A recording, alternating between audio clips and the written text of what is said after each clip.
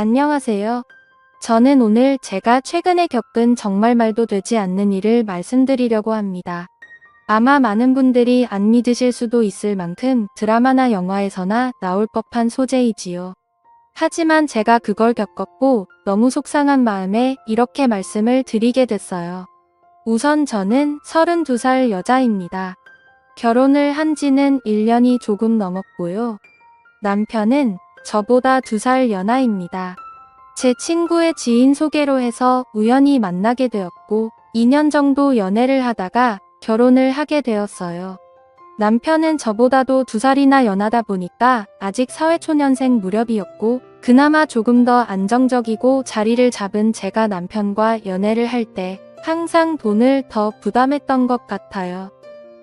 그래도 아깝거나 그러지는 않았어요. 그만큼 남편을 사랑했으니까요. 남편은 저보다 미이가 어렸지만 일찍 어려서 아버님이 돌아가셨어서 철이 빨리 들었다고 할 만큼 무척이나 성숙하고 마음까지 넓은 남자였죠.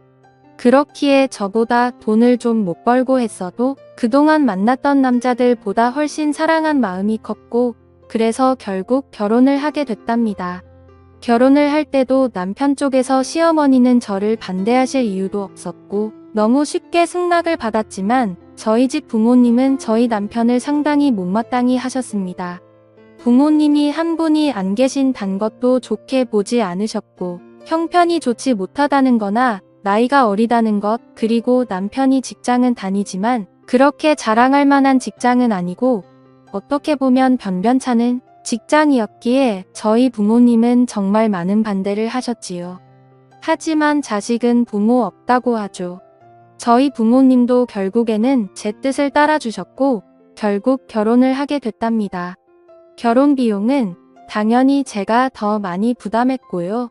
저희 집 형편도 그렇게 넉넉한 건 아니지만 남편 쪽보다는 확실히 조금 더 여유가 있는 상황이었고 저 또한 그동안 일을 하면서 허슨 곳에 돈을 쓰지 않고 차곡차곡 돈을 모았기에 제 또래 사람들보다는 모아둔 돈이 있었거든요.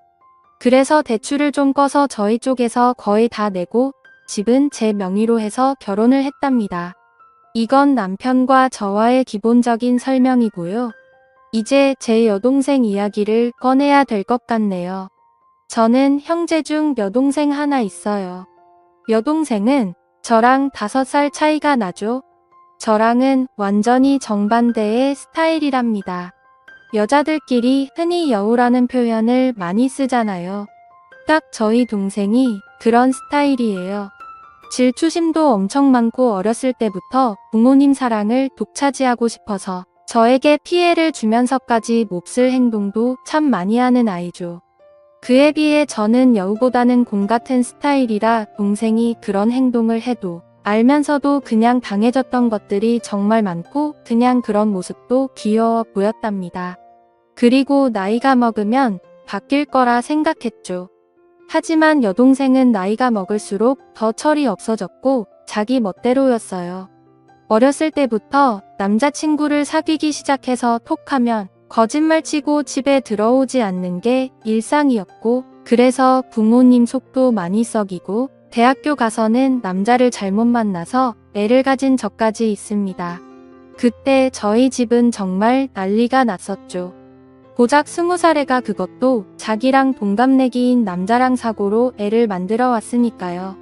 부모님은 기가 찼고 그럼에도 저희 여동생은 조금의 미안한 기색도 없이 오히려 당당하게 그냥 지금 결혼하면 되지 않냐며 자기 인생이라며 오히려 부모님께 대들었었죠. 전 그때도 동생을 데리고 나가서 조용히 이야기를 하면서 이 아이의 말도 되지 않는 이야기를 최대한 들어주면서 달래주고 결국에 아이를 포기하게 했지요. 그리고 이 아이의 남자친구도 제가 만나서 다시는 저의 동생을 만나지 않겠다는 확언까지 들었습니다. 저 또한 정말 너무나 화가 나고 동생한테 실망했지만 저의 부모님까지 동생한테 등을 돌린 마당에 저라도 동생의 이야기를 들어주고 최대한 이 아이의 편이 되어줘야 한다고 생각했어요. 그렇지 않으면 정말 막무가내로 살아야 하는 아이였으니까요. 여튼 그런 큰 사건도 겪었지만 그때 잠시 조금 철이 들었다는 착각만 들었을 뿐 동생은 계속해서 철없이 막무가내로 생활했어요. 성적도 좋지 않아서 지방에 있는 전문대를 들어갔었는데 거기서도 간신히 졸업을 하고 나와서 거의 1년 가까이는 부모님에게 용돈을 받으며 매일 술을 마시고 남자를 만나며 살다가 돈이 부족하면 저에게도 항상 용돈을 달라고 조르고 결국 제가 동생 손을 부여잡고 동생에게 진지하게 말을 한 후에야 직장에 들어갔습니다. 사무직 일을 하는 직장이 아니고 그냥 매장 관리 쪽에서 직원으로 들어갔죠. 별거 아닌 거였지만 전 그래도 동생이 이제야 자기 힘으로 뭘 한다는 것을 기뻤어요. 여튼 그렇게 이 아이도 조금은 달라지고 있구나라는 생각이 들 무렵 저는 연애를 하기 시작했고 당시 남편에게도 제 여동생을 소개시켜줬었죠. 결혼까지 생각한 사이였으니까 당연히 제 여동생을 보여준 것이었고 여동생은 저희 남편을 되게 좋아했어요. 앞에서도 말했듯이 저희 남편이 저보다도 성숙한 사람이었고 그렇기에 여동생이 저희 남편에게 정말 버릇없이 굴고 예의 없이 행동해도 남편은 다 귀엽다라고 하며 여동생의 응석을 다 받아줬어요.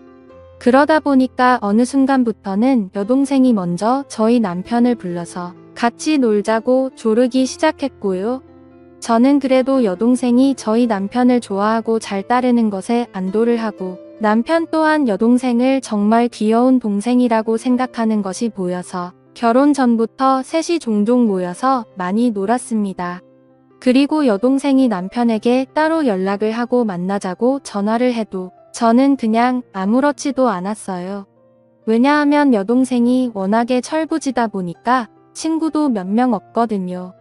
그렇기에 이 아이에게도 의지할 사람이 필요하고 그게 제 남편이면 더할 나위 없이 좋겠다고 생각을 한 저였습니다. 남편 또한 저에게 여동생과 연락하거나 둘이 만나는 일이 있어도 항상 저에게 말을 했었죠. 그렇게 관계를 유지하다가 결혼을 하게 돼서 신혼여행을 갈 때도 여동생은 본인도 따라가겠다고 엄청 떼를 썼습니다. 그때 정말 애먹었어요. 하지만 남편이 하루 내내 동생을 달래서 겨우 뜨지 말리고 다녀왔지요. 그렇게 신혼여행도 다녀오고 행복한 결혼 생활을 하고 있던 무렵 어느 날 갑자기 여동생이 저희 신혼집에 찾아왔어요. 그것도 아주 밤늦게 말이죠. 저와 남편은 깜짝 놀라서 무슨 일이냐고 물었지만 대답을 하지 않더라고요. 그래서 바로 저희 부모님께 전화를 걸었더니 여동생이 너무 잦은 위박을 해서 뭐라 한마디 했더니 집을 나가 버렸다고 하더라고요. 저는 여동생에게 어서 집으로 들어가서 부모님께 말씀드리라고 했지만 저희 남편은 저와는 정반대로 동생을 다독여주며 달래줬어요. 동생은 결국 그날 집에 안 들어갔고 저희 집에서 생활을 하기 시작했답니다. 집에 돌아가도 자기는 또 뛰쳐나올 거라고 차라리 여기서 살고 싶다고 몇 날 며칠을 떼를 써서 저는 끝까지 반대했지만 결국 남편이 허락을 했고 동생은 저희 집에서 생활을 하게 됐지요. 저희 부모님 댁과 저희 집은 꽤 거리가 있었고 그렇다 보니 당연히 여동생은 원래 일하던 곳을 그만두고 저희 집 근처 카페에서 오후에 잠깐 피트타임으로 하는 일을 하며 툭하면 저희 남편에게 연락을 해서 어디 놀러가고 싶다며 떼를 섰지요. 그리고 저와 남편이 퇴근을 하고 돌아와서 셋이 집에 있을 때도 동생은 항상 남편 옆에 붙어 있고 저는 집안일을 하거나 떨어져 있었어요. 아니 더 정확히 이야기하면 여동생이 저를 질투하듯이 남편에게 먼저 가서 아얀을 떨고 항상 남편을 졸졸 쫓아다녔지요.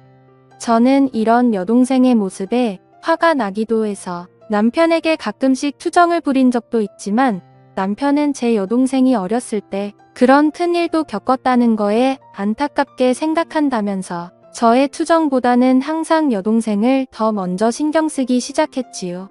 그리고 저도 여동생을 견제한다는 게 뭔가 말이 안 되고 제 스스로 웃기기도 해서 그냥 신경을 쓰지 않으려고 노력했답니다. 그러던 중에 제가 잠깐 3박 4일로 출장을 가야 될 일이 생겼었어요. 그런데 뭔가 단둘이 집에 남겨두기에는 조금 그랬기에 여동생에게 그냥 이제 집에 돌아가라고 이야기를 했지만 당연히 제 말을 듣지는 않았고 남편도 그 주에 일이 바빠서 집에 늦게 들어올 것 같으니까 저보고 그냥 안심하고 다녀오라는 말을 했지요. 저는 그래서 한편의 불안감을 남겨둔 채 출장을 가게 됐습니다. 출장을 가면서도 계속 남편과 연락을 하면서 갔고, 거기서 일을 보는 도중에도 틈틈이 연락을 했어요. 그러다가 거기 일정이 예정보다 하루 일찍 마치게 되었고, 그냥 거기서 하루 쉬고 올 순 있었지만 저는 바로 그날 출발해서 집에는 새벽에 도착을 하게 되어서요. 그렇게 집 비밀번호를 열고 들어가는데 우선 눈에 보이는 거실에는 안주거라고 보이는 여러 음식과 함께 술이 있었고, 저는 바로 동생 방을 가보았지만 동생이 없기에 불안한 마음으로 문이 닫혀 있는 저와 남편의 침실이 있는 방의 문을 열었더니 남편과 동생이 연인처럼 누워 있더라고요. 저는 그 순간 정신이 멍했습니다. 아니, 그 상태로 몇 초 정도를 아무 말도 못하고 있었던 것 같아요. 그리고 나서 정신이 번쩍 들었고 소리를 질렀죠. 그때 남편과 여동생은 깜짝 놀란 채로 일어나더라고요. 둘이 변명하기도 전에 당황해 하는데 그냥 딱 불륜 현장에 들켜서 행동하는 남자와 여자 같더라고요. 저는 그 꼴을 도저히 볼 수가 없어서 집에서 나갔고, 그날 제 차 안에서 밤을 새고 그 다음날 집으로 들어갔습니다. 남편과 여동생은 일을 나간 상태였고 집에는 아무도 없었죠. 먹은 것도 깨끗이 치워놨더라고요. 여동생과 남편에게는 계속해서 연락이 왔지만 그 연락은 무시하고 남편에게는 집 비밀번호 바꿔놨으니까 들어올 생각 말고 이혼할 생각하고 있으라는 내용으로 카톡을 보내놓았고, 동생에게도 이 사실을 부모님께 다 말씀드릴 거니까 그 더러운 놈과 행복하게 살든 지지고 볶고 살든 네 마음대로 하라고 카톡을 보내놨습니다. 당연히 집 비밀번호는 바꿔놨고요. 그날 결국 남편과 여동생은 제 집에 들어올 수가 없었습니다. 제 여동생은 본가로 돌아갔지만 제가 이미 이런 사실을 저의 부모님께 말씀을 드려놨기에 본가에서도 쫓겨났고요. 남편은 계속해서 오해라며 연락이 오고 있는 상태지만 저는 이혼 소송을 준비 중이랍니다. 여동생과는 연을 끊을 것이고요. 저한테 이런 일이 벌어졌다는 게 아직도 안 느끼네요. 지금까지 제 사연을 들어주셔서 감사합니다.